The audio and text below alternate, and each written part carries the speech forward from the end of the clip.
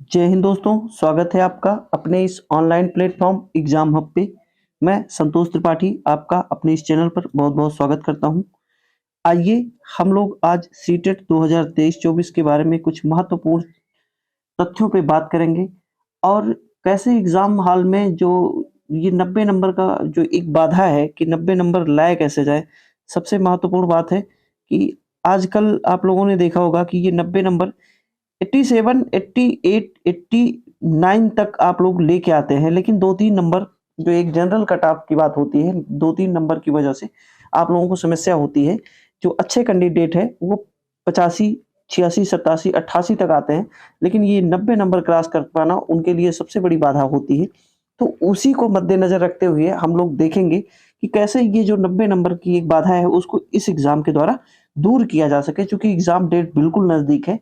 अब आप लोगों के समझ में ये आ रहा होगा कि अब क्या पढ़ा जाए, क्या छोड़ा जाए? ऐसा लग रहा है कि कुछ तैयार नहीं है और सीटेट में कोई ऐसी चीज़ नहीं है जो ये कहा जाए कि हाँ, यही पूछा जाएगा। सीटेट सिर्फ़ और सिर्फ़ आपकी समझ पे ब जो है एग्ज़ाम को निकाला जा सकता है। आपकी समझ कितनी विकसित हो पाई है उस सब्जेक्ट पे, या फिर कह सकते हैं कि हम कैसे क्वेश्चन को हैंडल करें, उन्हीं सब के बारे में हम लोग एक-एक करके बात करेंगे। चूँकि एग्ज़ाम टफ होता है, आपने देखा होगा पिछले 1-2 साल में, 3 साल में रिज़ल्ट कितना परसेंट आ रहा है। मतलब ये कह सकते हैं कि ये हालत है कि सीटेट प्राइमरी का पेपर तो आसान है, लेकिन जूनियर का पेपर थोड़ा-सा टफ हो जाता है अगर आप उसके नेचर को नहीं समझे हैं, क्वेश्चन का आंसर वो चाहता क्या है।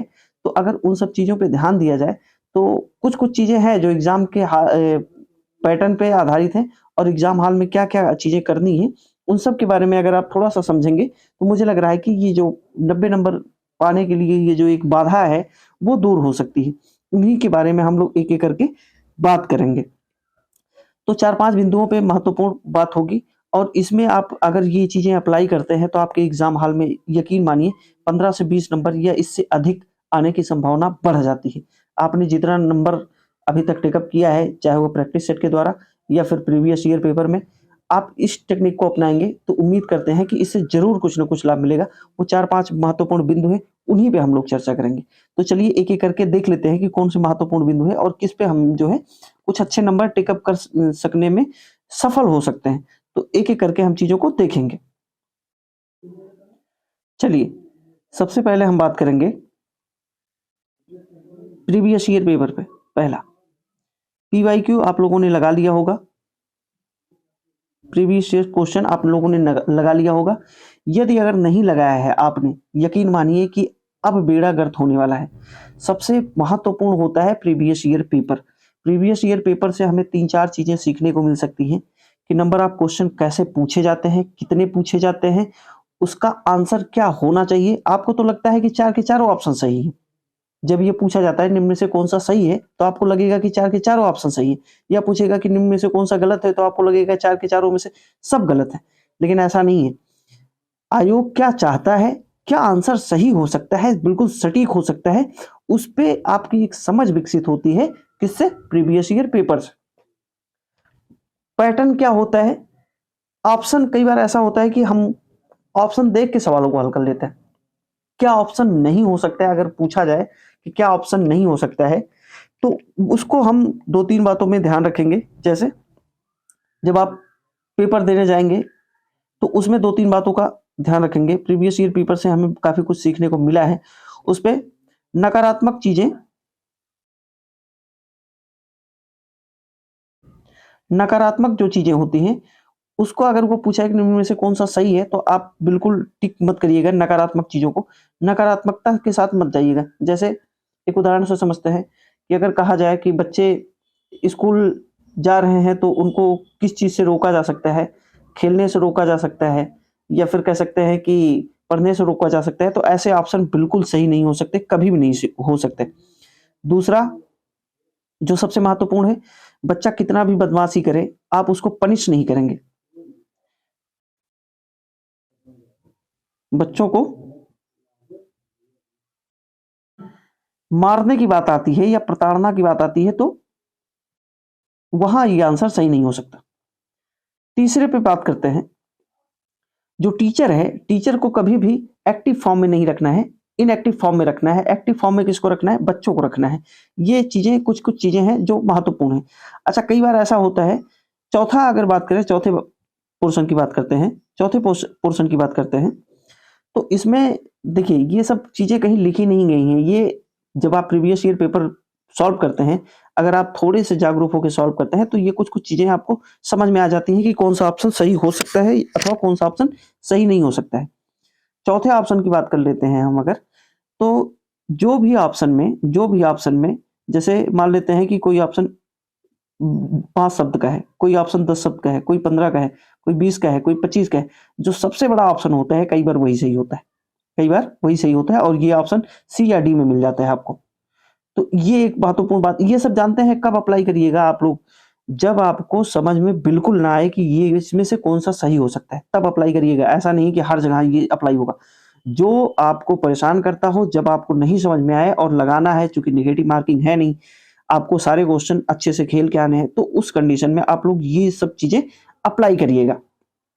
चलिए एक चीज और समझ लेते हैं कि ये जो प्रीवियस ईयर पेपर है, अगर आप लोगों ने नहीं लगाया है तो अभी समय है, 1-2 दिन 4 दिन जो भी समय है आपके पास, आप उसको क्या करिए कि प्रीवियस ईयर पेपर कर लीजिए, कम से कम पिछले 1-2 साल का, ज्यादा नहीं, अगर अब नहीं किए हैं तो 1-2 साल का, बस बहुत ज्यादा नहीं, 1-2 साल का कर लीजिए। वो भी करना कैसे है, टॉपिक वाइज।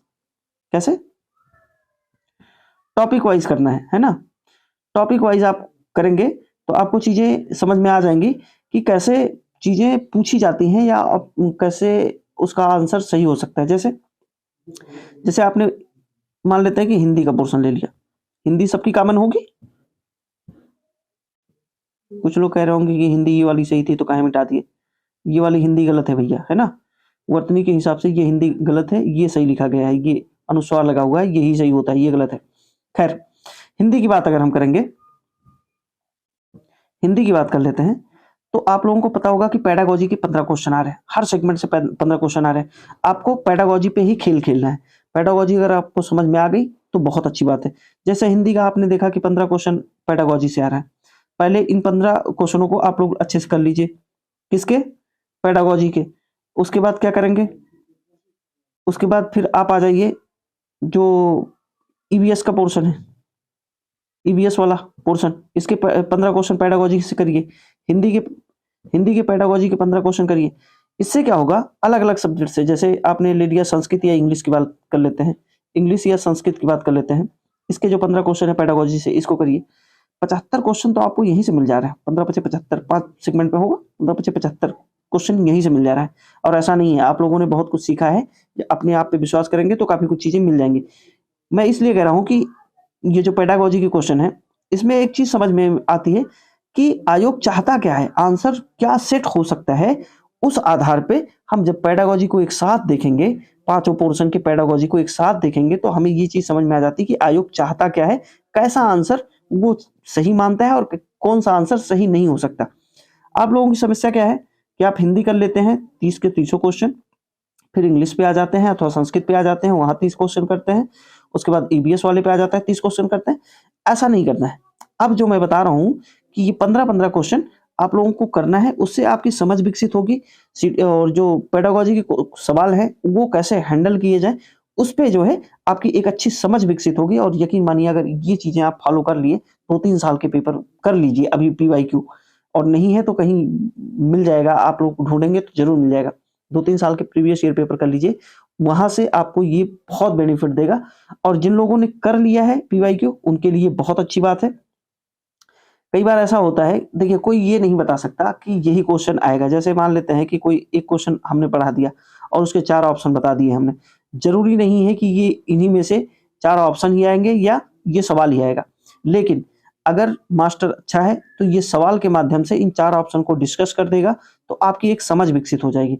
लेकिन ये मास्टर जो ये 4 सवाल पे जो ये ऑप्शन डिस्कस कर रहा है, तो जाहिर सी बात है कि इन्हीं में से सिर्फ आपकी समझ विकसित नहीं करनी। जब आप खुद से करेंगे प्रीवियस ईयर पेपर, जब आप खुद से करेंगे और खुद पढ़ेंगे, तो आपकी जो सोचने समझने की जो क्षमता है, वो एक क्वेश्चन के माध्यम से अगले क्वेश्चन पे ट्रांसफर होगी, और अगला क्वेश्चन जो आएगा उस पे आप हैंडल कर सकते हैं कि हाँ, इस आधार पे हम इस सवाल का आंसर दे सकते हैं। तो 1-2 साल के प्रीवियस ईयर पेपर अभी भी कम नहीं है समय, 1-2 दिन 4 दिन जो भी समय बचा हुआ है उस पे 1-2 साल का प्रीवियस ईयर पेपर देख लीजिए। जिन लोगों ने कर लिया है उनको ये सलाह है कि आप भैया फिर से उसी को रिवाइज़ करिए। प्रैक्टिस सेट अगर आप पूछ रहे हैं कि प्रैक्टिस सेट करना चाहिए कि नहीं करना चाहिए, बिल्कुल मत करिए। अगर आपके पास समय है तो आप सबसे पहले प्रीवियस ईयर पेपर कर लीजिए। अगर तब भी समय बच रहा है फिर से प्रीवियस ईयर पेपर करिए, तब भी समय बच रहा है तो आप प्रैक्टिस सेट कर सकते हैं। प्रैक्टिस सेट में बड़े गंदे सवाल होते हैं, कई बार उसमें गलतियाँ होती हैं, तो उनको बहुत महत्व मत दीजिए। प्रीवियस ईयर पेपर को महत्व दीजिए। वहाँ पे जो है, जो-जो चीज़ें समझ में नहीं आ रही हैं उसको एक जगह नोट डाउन कर लिए। नोट डाउन करने के दौरान आप उसको याद करने की कोशिश करिए और यकीन मानिए इतना आप लोगों ने जो पढ़ा है वहीं से सवाल आएँगे। अगर आपके कॉन्सेप्ट क्लियर है, पेडागोजी के जो सवाल आते हैं वहाँ से आपके कॉन्सेप्ट क्लियर है, तो इस बार 90 प्लस आप लोग करके आएँगे।